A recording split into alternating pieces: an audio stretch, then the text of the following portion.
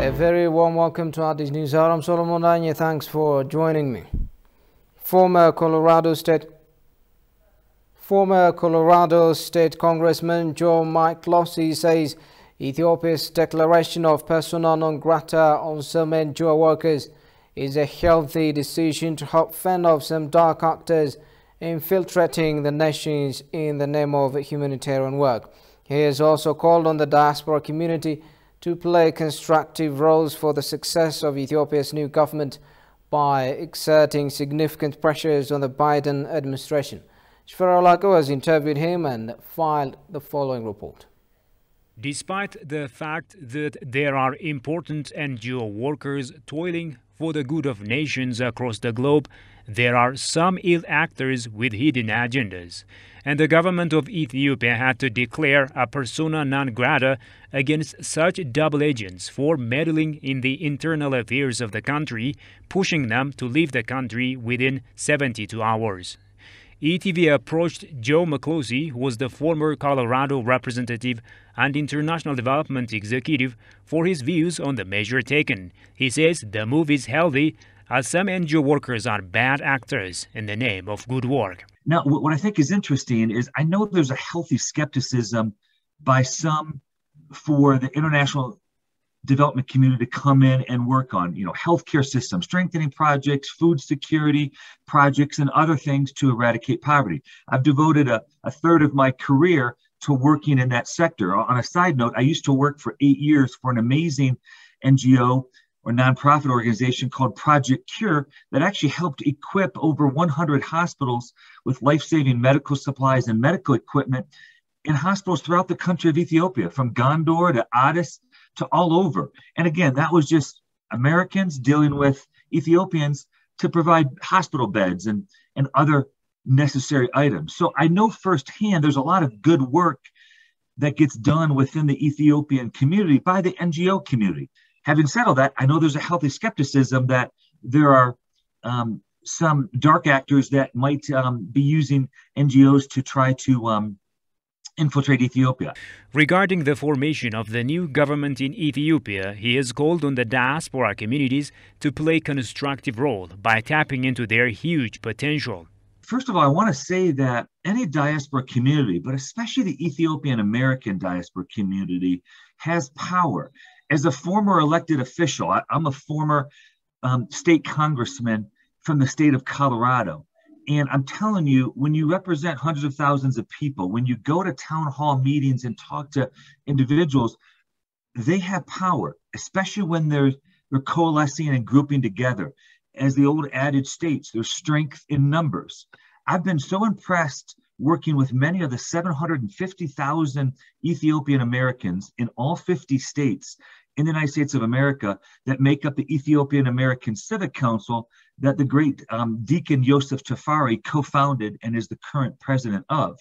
And I've seen as they work in all the congressional districts, in all the states to influence United States senators, there's incredible power that this diaspora community has here in the United States to influence the Biden administration on things like AGOA, the African Growth Opportunity Act, and how Ethiopia should remain in it, as well as influence members of Congress, even those that don't serve on a foreign relations committee, because these members of Congress and the Biden administration do pay attention. They may not always agree, but it does influence their way of thinking. McCloskey has also advised Ethiopian government officials to make the best out of Ethiopian untapped diversity in order to create a more inclusive national economy. Spokesperson of the Ministry of Foreign Affairs, Dina Mufti, said the government's decision to expel the 7 foreigners for meddling in nations' internal affairs gives an important lesson to others in the same boat. The 7 officials of the UN agencies that have been urged to leave the territory of the country within 72 hours are found engaged in illegal activities that have nothing to do with their vested duties and responsibilities. Some international organizations which were licensed to deliver health-related services are found wreaking havoc that jeopardize the health condition of the country, Ambassador Dina noted. The action is taken to maintain law and order Ambassador Dina said, calling others in similar positions to draw lessons from the measures and abide by rules put in place by the government while operating in humanitarian activities.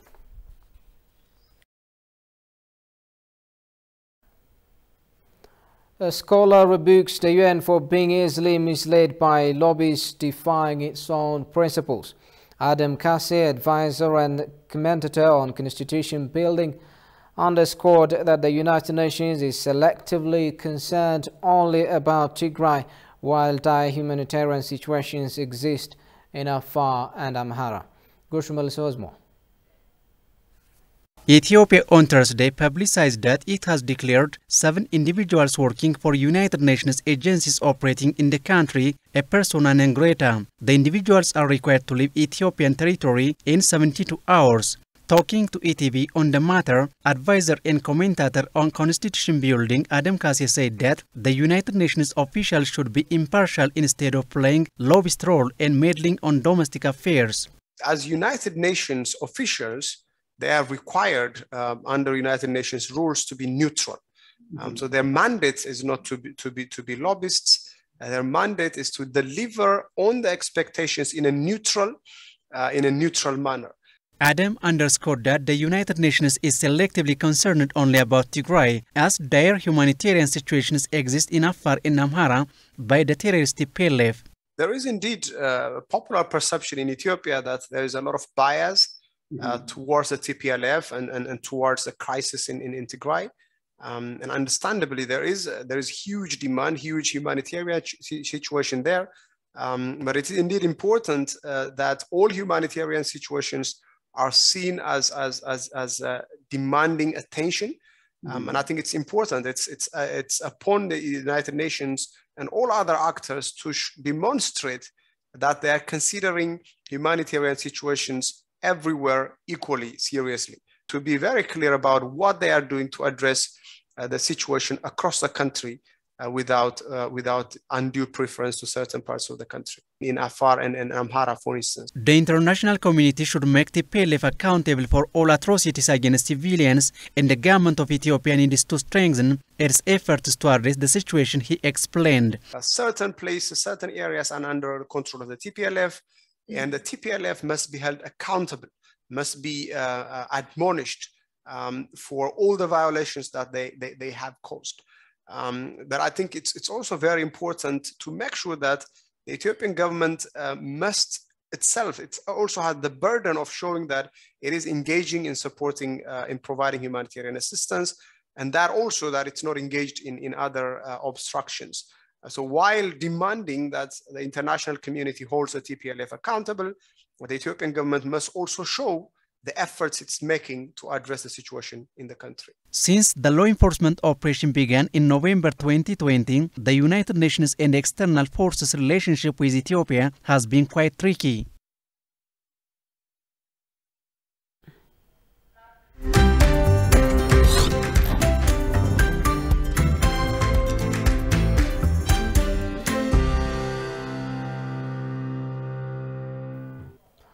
Renowned politician Birhanu Nagga expresses hope that the new federal government will address root causes of the current Ethiopian security crisis. Birhanu says the new government formation will not be an ordinary moment but a historic juncture. Sintayo Tamaras tells us more. Only 2 days left for Ethiopians to witness the establishment of new federal government after the 6th general election that was held on June 21, 2021. And the politicians have been suggesting the sort of new government fit for the urgent socio-economic and political demands of Ethiopians and their nation. One such urgent demand that needs to be addressed by the new government is settling the current conflict and its root causes. Chair of Ethiopian Citizens for Social Justice, Professor Birhanu Nagga, commented to ETV. We have to settle this conflict that our society is in. Without that, we are not going anywhere. But related to that, we have to solve it in such a way that not only that we have a temporary victory, but that we can solve the deeper problems that led us to this problem in the first place.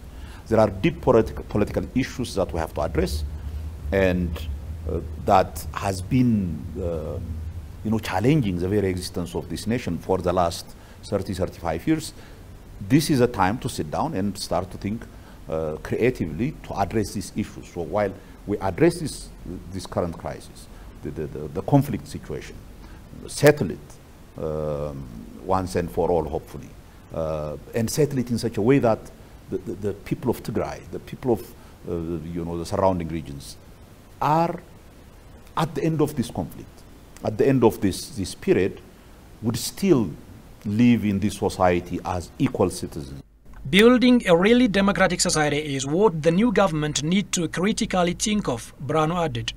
He also requires the new government to craft ways of averting the current high inflation and stabilize the economy. The havoc that inflation has created in our society, we have to find a way to stabilize prices. We have to find a way to ensure that people can satisfy their basic needs. Without that, a society that always thinks about what he or she is going to eat, the next meal, cannot think about the long term, cannot think about addressing these long-term issues. So one of the priorities that I think of this government is to ensure that prices are stabilized. The veteran opposition politician further underscored that the new government formation is not an ordinary moment, but historic juncture to the country. It's a point where a country of old civilization can ensure its sustainability and sovereignty, he said. This historical moment is a critical juncture in our history. It is, what we do in this particular period, how we solve the problems that we are in as a country, how we address all kinds of political problems that have been accumulating for the last 40, 50 years, is going to decide what the future of this country is going to be. This is not an ordinary moment. This is not an ordinary time where we do things in the same old way that we have been doing. This is about holding a country together, holding an old civilization together, trying to get this country's place in this very disturbed global environment. While most of Ethiopian regional states have already formed new governments, the country's federal government is to be formed on Monday, the 4th of September 2021. I am now joined on the phone by Ambassador Dina Mufti, spokesperson of the Ethiopian Ministry of Foreign Affairs, to tell us more about government's decision to expel aid workers. Good to talk to you, Ambassador. Good to talk to you as well.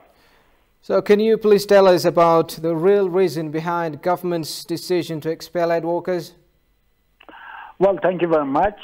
Ethiopia's commitment to the UN Charter as a founding member of the UN, even the previous organization, League of Nations, is strong. As you know, Ethiopia is very much appreciative of the humanitarian development efforts of the UN agencies.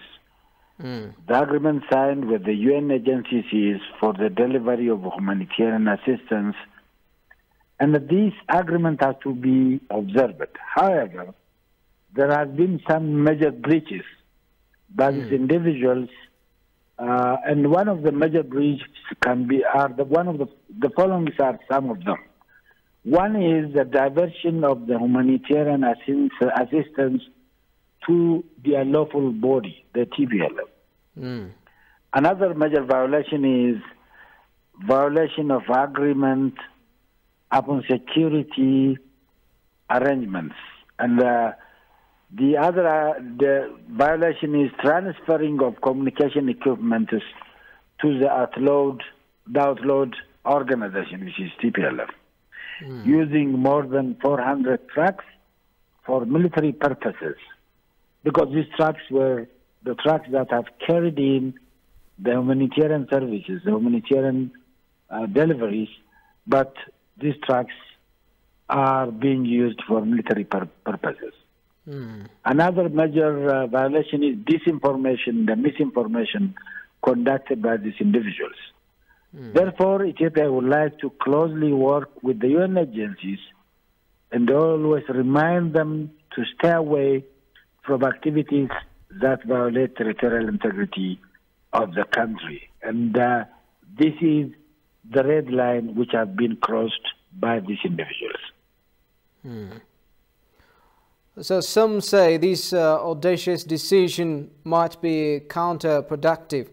What does the government expect from the organizations from which workers are expelled? Well, the least that a sovereign government can do is actually to vigilantly guard against those who infringe of the territorial integrity and the security of this country. And as I have already mentioned, as I have already cited, the major reasons that have been prevented for giving persona non grata to these individuals are activities that have to do with security, territorial integrity, and the sovereignty of the nation. So therefore, this is a right measure by the government. And the UN says in its statement that the decision of the government shocked it. How do you receive a UN statement? Well, it should be shocked by other things. I mean, in violation of the territorial integrity of Ethiopia has to shock the United Nations agent. But the violation of its territory is not shocking. The sense, and I mean, all what we want to say is actually we want to closely work and closely cooperate with the United Nations. We want to closely work and operate with the United Nations agencies, but there is a red line, which is territorial integrity and the sovereignty of the nation, and that is where no one is allowed to cross, including the United Nations. Ambassador Dina Mufti, thank you for your time. Have a good night. You are welcome. Have a nice evening. Yeah. Ethiopian Diaspora Agency says citizens abroad are playing a significant role to help support the formation of a new government structure. A well-coordinated effort is being underway to effectively engage the diaspora to play its role for a new kind of political era in their homeland, the agency said. Habtam Oshagri has more.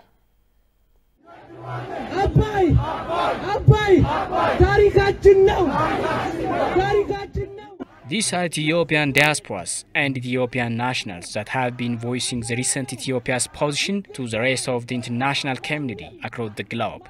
Talking to TV English Director General of the Ethiopian Diaspora Agency, Salamawit Dawit said, Ethiopians who are residing abroad are playing significant role to the nation.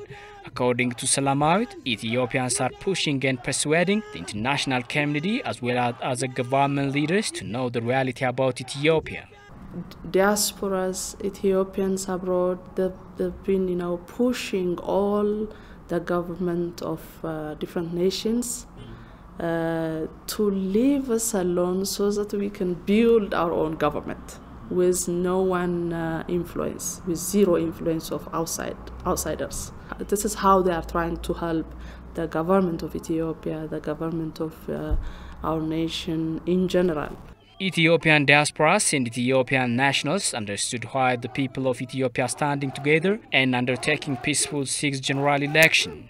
The Ethiopian wisdoms and cultural values are enough principle to solve the recent instabilities and irregularities across the nation, the Director General remarked.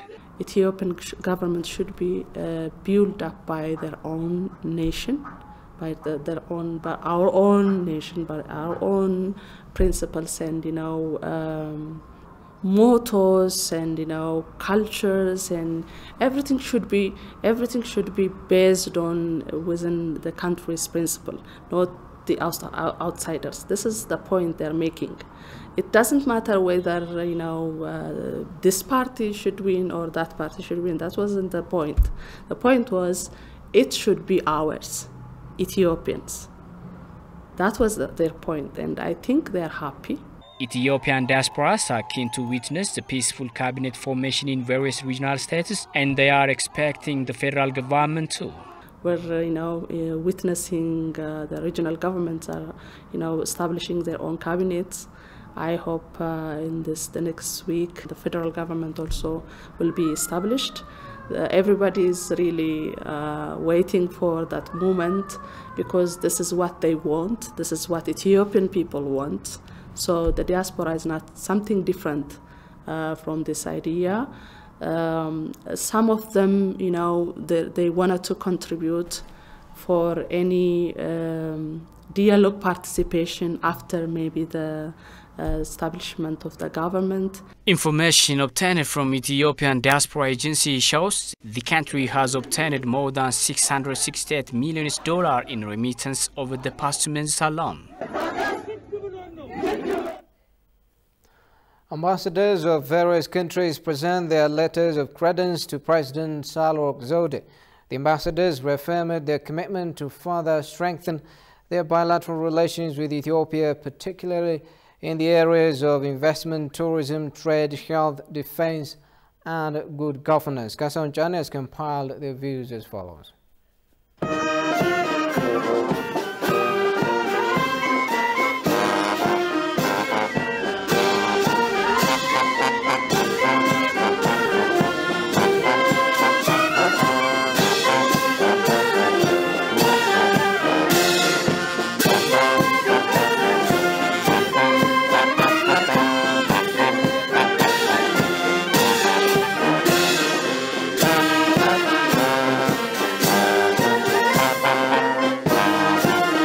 I had a wonderful discussion with the President and a very warm welcome, so I'm very happy as the new EU ambassador to the Federal Democratic Republic of Ethiopia to be here. And I'm certainly coming, to address many issues together in a spirit of partnership with the country, and hopefully, being helpful as the European Union to supporting your country to find peaceful political transitions to the current issues. We stand here with the willingness to have a real, true partnership with Ethiopia, with all Ethiopians, and I trust that on the Ethiopian side we will also get, the response of the hand that we are lending to all the people of Ethiopia. So I very much look forward to my years in your beautiful country. Okay.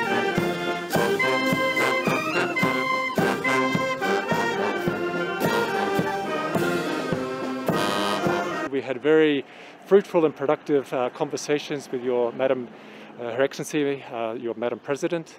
This morning I was able to present my papers to be accredited to your country. We discussed our bilateral relationship, the opportunity to build on the long-standing and warm relationship we already have, looking to forge that further. We also discussed the multilateral sphere, how we can cooperate, the many challenges that we face globally, whether it's recovery from COVID, climate change, extremism, or war and conflict.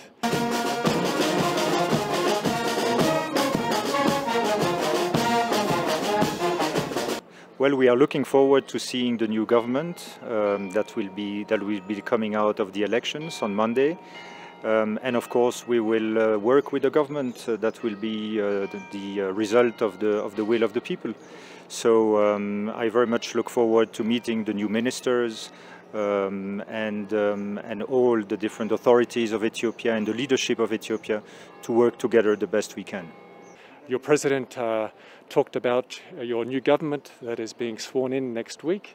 And we discussed the challenges that Ethiopia is facing at the moment and the difficulties that faces and the pain that it is for all people. We both expressed our hope for peace and the way forward with the new government, that this is a pathway, an opportunity for a new day, and just recognizing the long history and the warmth and the rich culture of Ethiopia. And I think your President also explained to me that as a good friend should share their thoughts and concerns, but we will continue to do that in the most respectful way that we have. So that's the main conversation.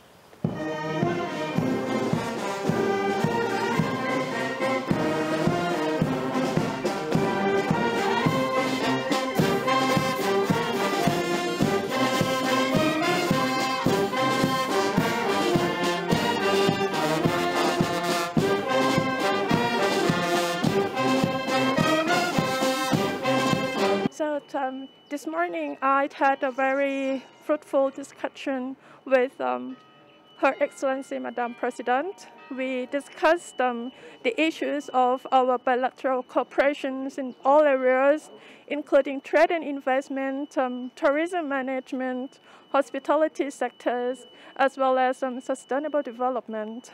I told Madam President that Thailand is more than ready and happy to share our experiences in the areas of our expertise, and I believe that our cooperation will contribute to the Ethiopia's economic and social development.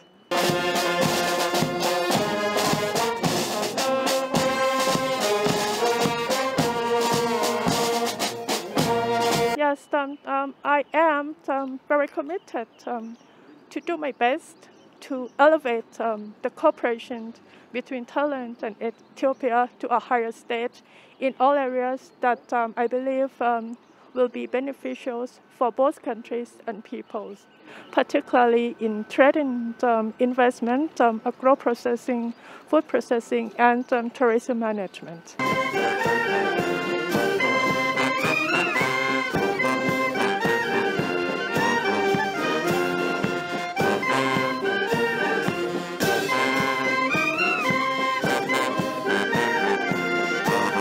You know, Djibouti and Ethiopia share special relations, strategic partnership, which could be a model for the other countries in the region. Then we have to strengthen those relations to bring always the relationship between the two countries in the new high. During the presentation of this credential, Her Excellency briefed the ambassadors on the current situations prevailing in the country, particularly with regard to the reform process and the challenges and opportunities that have been emanating from the process itself. The fact that the reform was all-rounded, it was economic, social and cultural, diplomatic as well, and as much as there are opportunities, there are challenges also with regard to the reform process, because as you know, there are forces that have been withstanding the reform process, resisting, and there is an attempt on the part of the Ethiopian leadership so as to rectify those anomalies and carry out the reform successfully to the benefit of the country. Unlike the West, China has been following a more neutral approach in the internal affairs of developing nations. It has been voicing its concern regarding undue meddling of powerful nations into the internal affairs of others. The country is following the same path when it comes to Ethiopia. Daniel Kazan tells us more. As the People's Republic of China stands against Westerners that every often pulls out all the stops to put pressure on developing nations, and it has been rejecting unwarranted actions and the use of force against countries by the West. The country is following the same path when it comes to Ethiopia. The People's Republic of China managed to demonstrate its stance in black and white to the world regarding the construction of the Grand Ethiopian Renaissance Dam and Tigray situation. In consideration of the foregoing, China was able to express its opposition to attempts of unguided foreign intervention both in Gerd and Tigray crisis. Beijing has played a major role in referring back the Grand Ethiopian Renaissance Dam to the African Union. Moreover, the country has also stood firm against the West's intervention in Ethiopia about the Tigray situation. A case in point, recently, Zhao Lijian, spokesperson for the Ministry of Foreign Affairs of the People's Republic of China, said China opposes new U.S. sanctions regime on Ethiopia. It hopes the U.S. will be prudent and play a constructive role. It believes the parties concerned in Ethiopia have the wisdom and capability to properly resolve differences, realize national reconciliation, and restore peace and stability. Similarly, the country reaffirmed this position in a virtual meeting held last Tuesday in connection with the 72nd founding anniversary of the country. Speaking at the meeting, the Chinese ambassador to Ethiopia, Zhao Lijian, said China will uphold multilateralism to safeguard world peace and stability. China will stand, as always, on the side of peace and justice, follow the purposes and principles of the United Nations Charter, commit to the vision of common, comprehensive, cooperative, and sustainable security at the global level, and build a world of enduring peace and common security. It strongly opposes arbitrary unilateral sanctions or the use of force or interference in other countries' internal affairs. China cannot be separated from the world in achieving development, and the world also needs China for prosperity. On the journey ahead, China will remain committed to peace, development, cooperation, and mutual benefit, and to the path of peaceful development. China is desirous to build a new type of international relations and a human community with a shared future, promote high-quality growth of Belt and Road cooperation, and translate China's new development achievements into new opportunities for the world.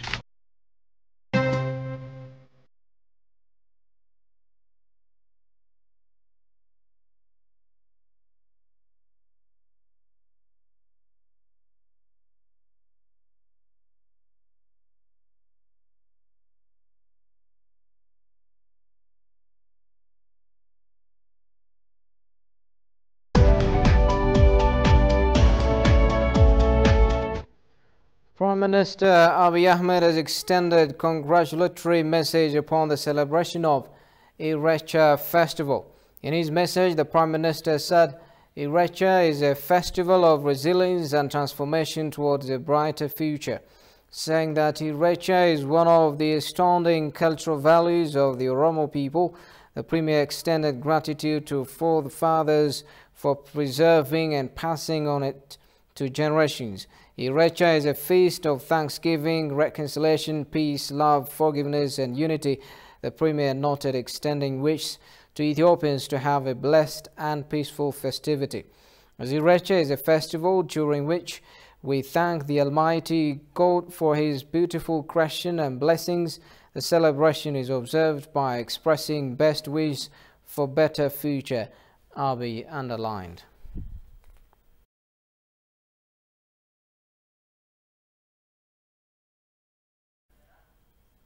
Meanwhile, Mayor of Addis Ababa, Adanich Abebe, called on city residents to celebrate Irecha, which fosters solidarity among Ethiopians.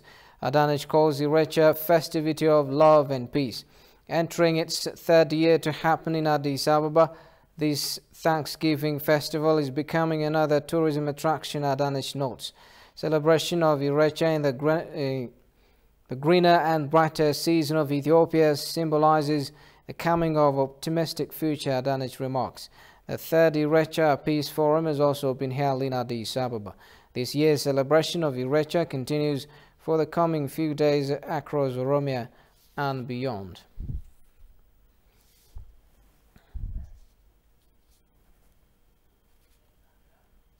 Scholars said cultural heritage like Irecha deserve further protections and promotions to expand economic opportunities of the nation. Exclusively talking to ETV English, they call upon stakeholders to play share in maintaining Ethiopian cultural values like Irecha, meant to ensure peace and unity. Irecha, the Thanksgiving Day of the Oromo, will be observed this weekend with assorted events. Alula Teklemaram reports.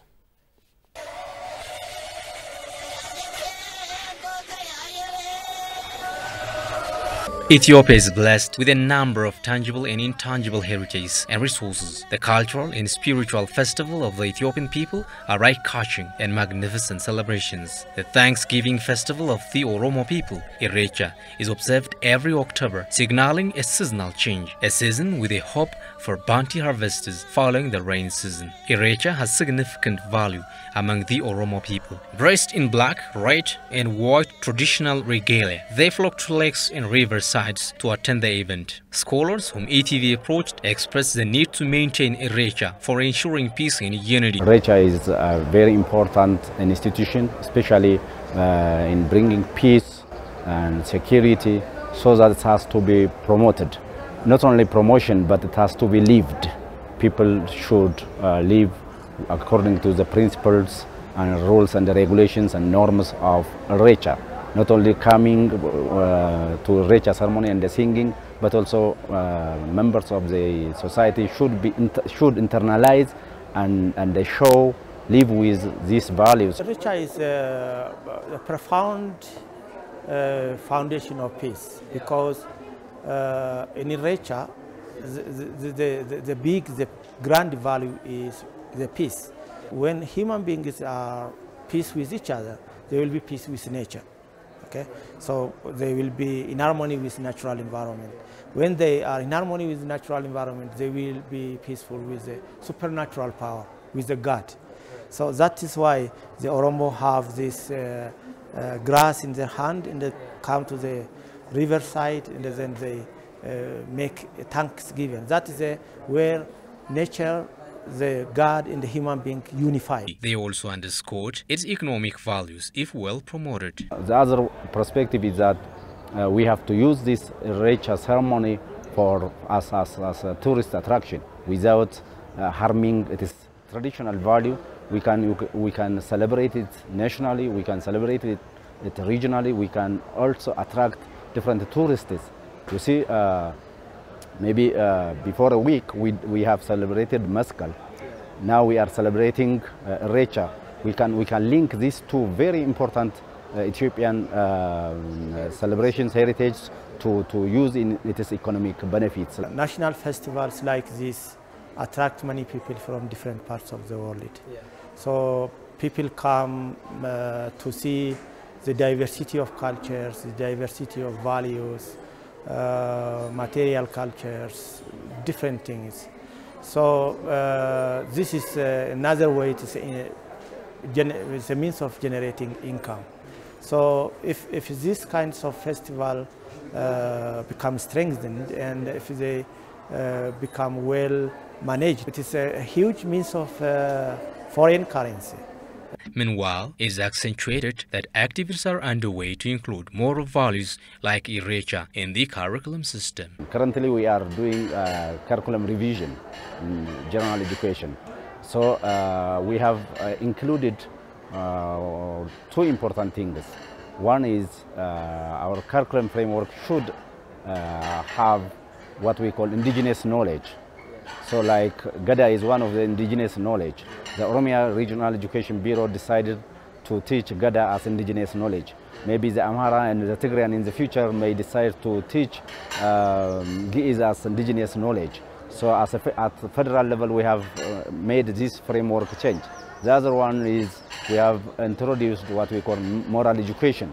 The moral education may also have some values, actually not only from Irecha or Gada, but also some important values that different cultures of Ethiopia. So moral value education or moral education focuses on moral values, so that Ministry of Education is doing its best to capture and socialize with Ethiopian cultures and the values.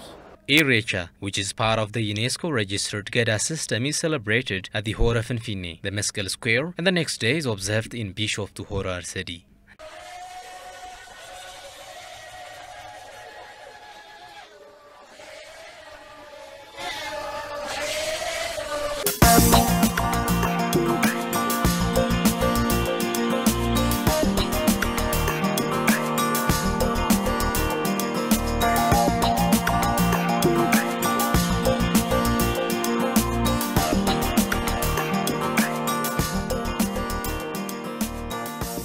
Irreechi kun inni irraa kun irreecha malkaa jedhama. Kan inni irreeffatamus immoo hora Arsadii irrattidha. Kun inni kalaqa Oromooti. Kalaqa hawaasa kanaati. Qabeenya uummata kanaatiif waa uummata kanaan uumame waan ta'eef addee uummata Oromoo dhufee hafuuratti baafata. Irreechi jechuun ayyaana keenya namni hundumtuu lafatti wal arguudha. Baay'ee na gammachiisa. Oromoo tokkottiinis nan gammada. Baay'ee nama gammachiisa. Tokko keenyas waan nama gammachiisu argaa jirra jechuudha. Waaqa uumamaayi, waaqa caffeetuma, waaqa bareentuma, abdiin teenya suma.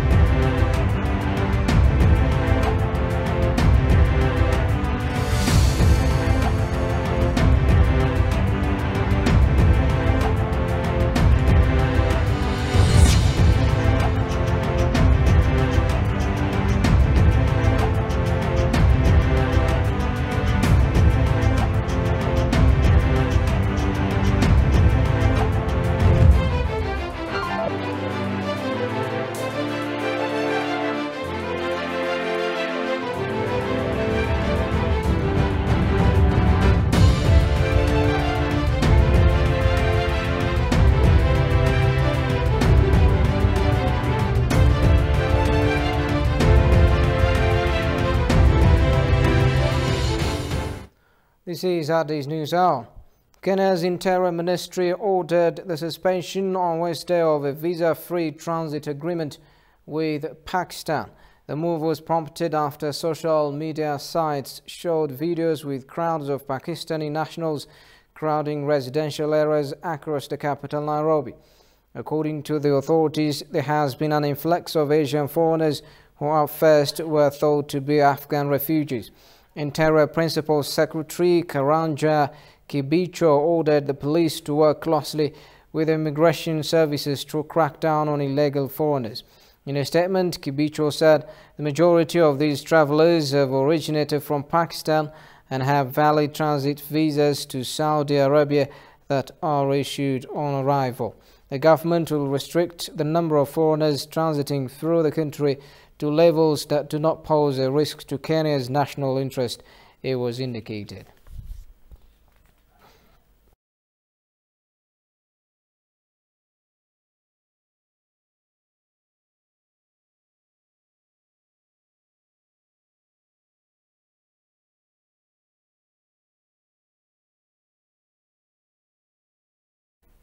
Before we go, a quick reminder of our top stories.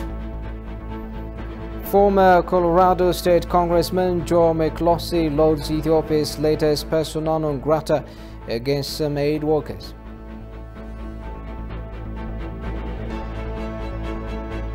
And scholars call for harnessing heritage like Irecha to boost economic opportunities. Well, that's it for the news. For me, Solomon Danya, and the rest of the English team here in the studio. Thanks for watching.